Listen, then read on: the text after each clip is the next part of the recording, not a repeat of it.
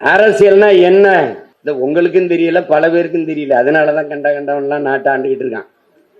அரசியல்னா என்ன தாத்தாட்ட கேக்குறாங்க பத்திரிகையாளர்கள். அரசியல்னா என்ன? இந்தா பாருங்க சனம் சனம் தண்ணி வரலைன்னு குடத்தை வச்சு தெருவுல போராடிக்கிட்டு இருக்கு. அது ஏன் வரலைன்னு பார்க்க போறேன். இதுதான் போய் அரசியல் தெரியல. அதனாலதான் அவன் பெருந்தலைவன். ரேஷன் அரிசியை சாப்பிடறான் ஒருத்தன். அப்ப அவர் கேட்கிறாரு, ஐயா இந்த நார்வையா இந்த நாத்தம் பிடிச்ச இந்த சோறை சாப்பிடணுமா ஐயா?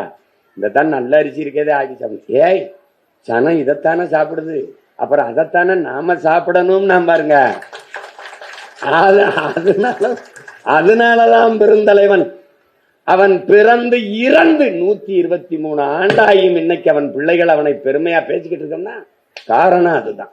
இந்த நூற்றாண்டுல எந்த நூற்றாண்டிலும் தமிழ்நாட்டு அரசியல், இந்திய அரசியல் வரலாற்றில் ஒரு தலைவன் இப்படி வாழ்ந்தான் என்பதை நம்ப மறுப்பார்கள்.